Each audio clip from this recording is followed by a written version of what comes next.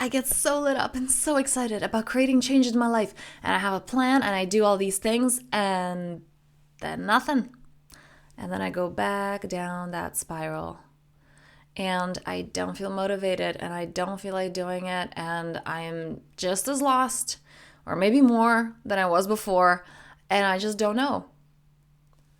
This is something that I hear so often from people. And what bugs me is that a lot of teachers are teaching this. And it doesn't work in the long run. And what I want to share with you is, how do you feel replenished, ignited, excited, eager? Not just temporarily, but how do you live from that place? And that is what's wrong with so many teachings. And I feel so passionate about this because I just recently saw a huge person, like a big name in the personal growth and development industry, and just crushed me. Because it's like, this is not long term. Like, yes, it's so good and it gets people pumped and excited, but this is not long-term solution. And I'm going to share in this video why. And how do we create that long-term solution? And what does it actually mean? And I want to, just like my hands are drawn here. Anyone who's known of my work know that I work with the 4 energy centers from the shamanic tradition, and this is the fire. So we go from these extremes of a big flame that like called a fireman, or this teeny tiny little light that's like, oh my God, that's about to go out right now. And how do we maintain this powerful flame that is strong, that is certain? How do we live life in this way? Let's dive right in.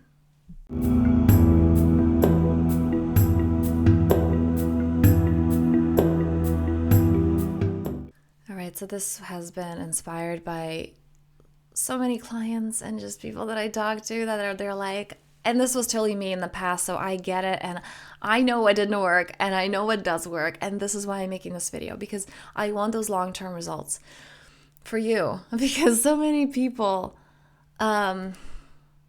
sell this whole just get pumped and so excited, or, well, you feel resistance, it's okay, just move past it, like the first few seconds matter, and then you're gonna be okay. Or what I love to do is, whenever I'm learning from someone, I see how they're living their life, right? Especially those great teachers that passed away. I want to know how they died, because that says a lot about them. Because especially when it comes to physical illnesses, to disease, it shows us what is out of alignment. Where are we living in such a way that is not in alignment with our essence? And so the great teachers, like big names, that, I get curious, why did they die in the way that they did? And really, it's obvious when their teachings are about, or just let it go. Like, you have this resistance and just let it go. Or you see these things that are wrong in your life, just pretend that it's, flying away, or that just those kinds of talk that it's short term, like it's like a painkiller, but it doesn't actually create lasting change. And this video was inspired by several people who were there so excited about their life, about transformation. And after a few weeks, it's nothing. And they go back to their old selves and they're like, this happened again. And it's actually worse, because you're there like, but I was feeling so high, what happened? And you just don't have the energy. And here is why.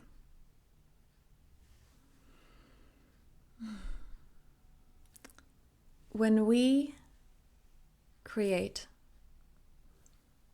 when we make change, when we try to accumulate things from a place of not enoughness, lack, emptiness, we can't get to a place of abundance, fulfillment, joy, bliss, peace.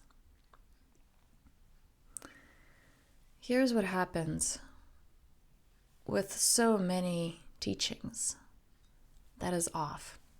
Absolutely fantastic. Look, I I was a big fan of these things. I still am. And, sometimes when I need it, but I bring in the second part, which I'm bringing to you in this video, because I cannot emphasize the importance of it.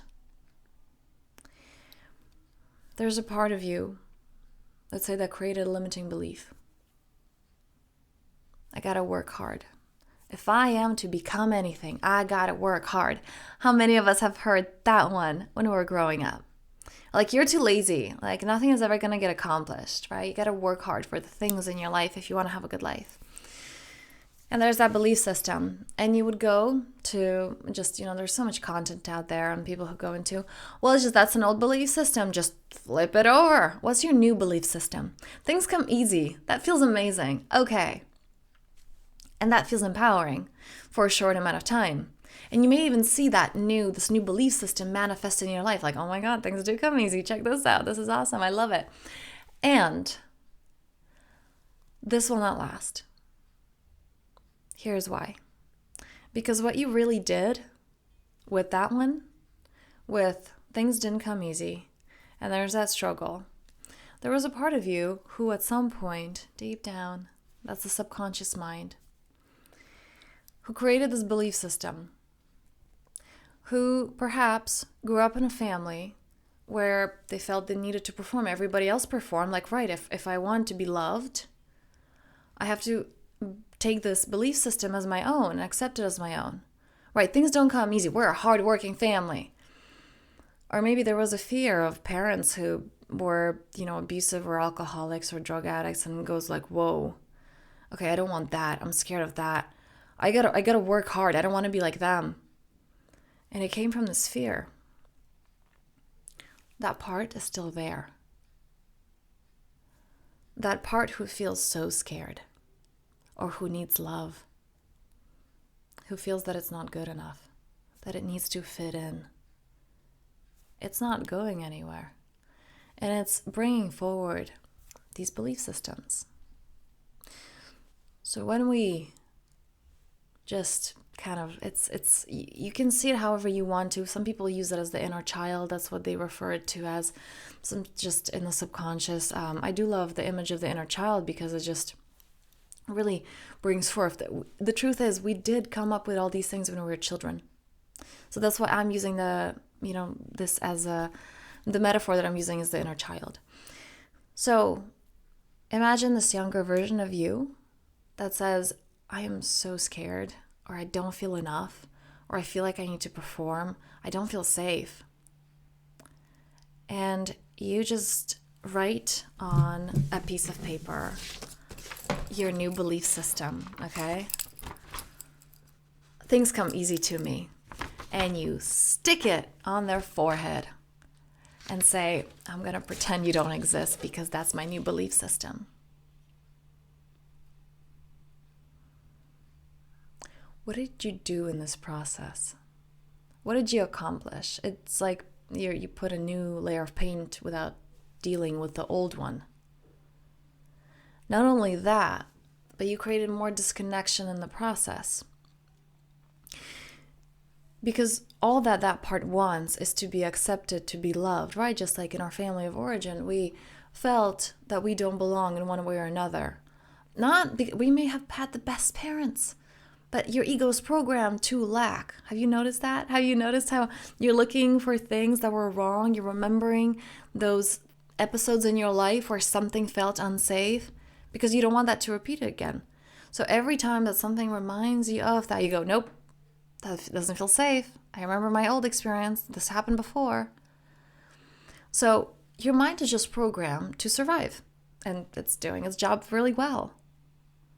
And with that survival, we want to be accepted. We want to be part of the tribe. We want to be loved, even if that comes at a price of self-abandonment, of losing our voice, of losing our own connection with our essence. You were born knowing that you're a God life source consciousness. You were born knowing that the world is here for you and that you can create with your thoughts and that you manifest whatever the hell you want. But you learned doubt. That's part of the programming. You learned insecurities, you learned fear. And now it's time for those of us who want to live a conscious life, an awakened life, of not rejecting that, but bringing that, having compassion for that, loving those parts of us that are unlovable, instead of trying to fix. And I'm going to get to the second part of this, because a lot of people have this question, well, if I accept this part is going to be here to stay, I don't want that. I'm going to get to that in a moment. This journey is about loving the unlovable. Can you see that kid who has that belief of, I gotta work really, really hard, who's working himself to the ground, who has burnouts because it's trying to get love and approval and validation, thinks that I'm gonna be happy and I'm gonna get approval if I just work hard enough. And instead of saying, there's something wrong with you, which was the ego's beliefs to begin with, right? What if instead of that, we can bring and say, I love you. I know you're trying so, so hard. I know that you're trying to get love. I love you. And it's okay that you're scared. It's okay that you feel unsafe. And from that place, it goes deeper than this. This is the work that I do with my one-on-one clients. From this place, using those tools, creating that connection. And here is what most people ask, right? It's like, well, if I welcome it in, then it's going to be part of me. That's the opposite of what I'm going for here. You can't come into any process with wanting to get rid of. Imagine maybe you have a child, maybe niece or nephews, or maybe when you were a child. If you had a problem and you really, really, really want to talk to your parent, or maybe your child is really coming to you and you're like, I really need your attention. Like, can you please look at me? Can you please love me? Can you listen to me? And here they are doing your thing. And you're like, oh my God, okay, what? And you're there just like not really being present with the child. But they're like, okay, like, come on. 5 seconds. Tell me what you want so I can move on and just so I can get rid of you. Does that feel good? Like, would you want to be around a parent who does that? Like, it's like, I mean, in a young age, that's better than nothing. And we settle for that, right? It's like, okay, it feels like I'm being rejected and this person doesn't really want to listen to me, but hey, at least they're going to solve this thing. If they can't be present with me, I'll settle for that. But does that feel good? No. You want to be heard and loved and say that you're perfect the way you are and I accept you the way that you are. And yet that is what we do with ourselves. We reject ourselves. Like, oh, this thing, this belief system, I don't like you. Let's fix you. Do you like to be fixed? Neither does that inner child of yours. And so instead of going into, how do I not be that? What if you welcome it in? And here's a funny thing that happens. Actually, when you welcome these parts in, that's how you transmute energy. That belief system dissolves and you get to come back to your essence. And here is the part where most people get wrong. It's the whole point of this video. We are essence. You are this ease, with the example, what was it, that things are, you have to work hard. You came here knowing that you don't. You are essence. You are bliss. You are abundance. You are just all the best. You are that energy that you were before you came into this body and that you will be after you leave it. On top of it, there are these belief systems, fears, all these things, right? And then what most people will teach you is, right, let's put another layer on top of that. That is the opposite of that. And not only does that not work, but also then your subconscious makes another layer on top of that one, and it never ends. Instead, when we just have this one layer of resistance on top of our essence, which is just, we know it, we are divine, we get to bring that in, and this layer just dissolves, it crumbles, because that love transmutes it, that acceptance, that wholeness, the remembering of who we are. You see, the word remembering, the opposite of it is not forgetting. The opposite of remember is dismember, right? Pieces falling apart, and you get to bring it together. You get to bring yourself together. You get to welcome in wholeness. So instead of putting those layers and trying to learn something new, it's about loving the parts of you that were scared, loving those limitations. And this is the counterintuitive thing, because your ego will go into, no, I have to fix this. How's that going for you? The thinking mind is what created the problem in the first place. So how can you possibly solve it with the same thinking that created the problem? It makes no sense. So again, if this is something that you want to go deeper into, it's like my clients have incredible results in 3 months because we're not adding additional layers. We're working with that resistance that you've learned, and we transmute it. And afterwards, we tune in to that energy that is God, life, source consciousness. So you have this infinite supply that just fuels you. So you're not stuck and taken off center by people or circumstance or things around you. Actually, that's a whole separate video because that's one that I hear a lot. And people tell me, well, I get taken off center by my environment, these people who are trying to take advantage of me. And I go, what? You like the infinite supply of love, abundance. How can anything be taken away from you? How can you be taken advantage of? You are God itself. You are that divine energy moving through you. So what are you hearing me say?